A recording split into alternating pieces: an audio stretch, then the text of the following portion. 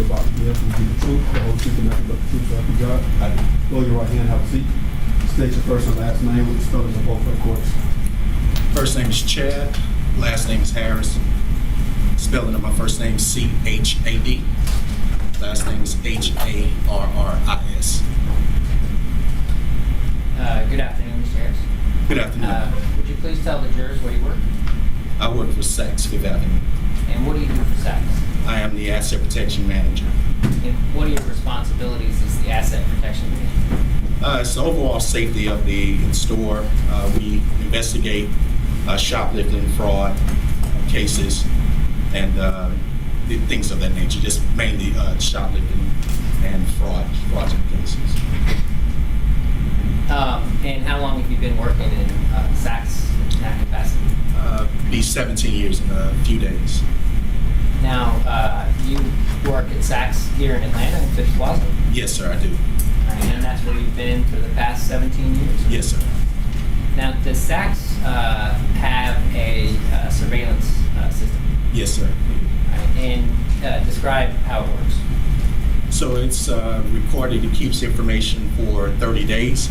Unless there's anything that we need to keep longer than that, then we can go in and put it to a flash drive or a certain device that we can keep it for eternity if need be.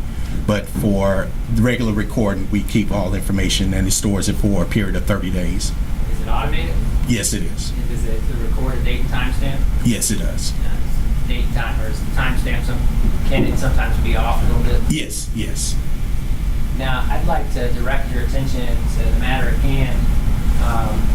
Do you recall, I guess, assisting law enforcement in obtaining some video surveillance from Saks Fifth Avenue and Phipps Plaza for an incident that happened on December 21st of 2020? Yes, sir.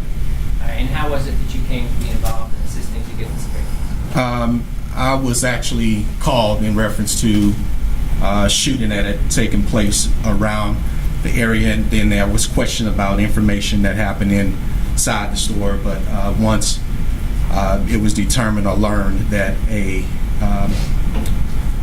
child was injured, I came into the store to actually gather information for the police department.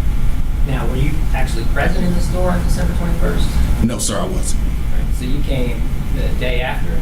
No, sir, I came that same night. Oh, the same night? Okay. Yes, sir. So you learned that something had happened, responded to the store.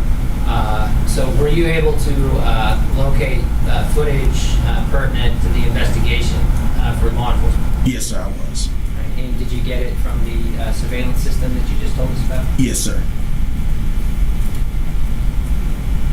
Showing you what's been marked as State 16.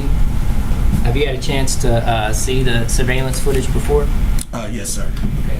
And is that the surveillance footage that you pulled from the surveillance system, or that is from your Saks surveillance system that you got that night? Yes, sir, it is. Judge, move to admit State 16. I think there's a couple more questions for foundation. I move to admit State 16. Okay, well, her objection is to foundation. So Are you sustaining that? you want to lay a little more foundation to see Okay. if, I think you told us that the date and time, that it's an automated system, Yes, sir. that it records the date and time, and that you reviewed the footage, that's the footage that is from the system, right? Yes, sir. That's correct. all right, so Ms. Fagan, is there anything specifically?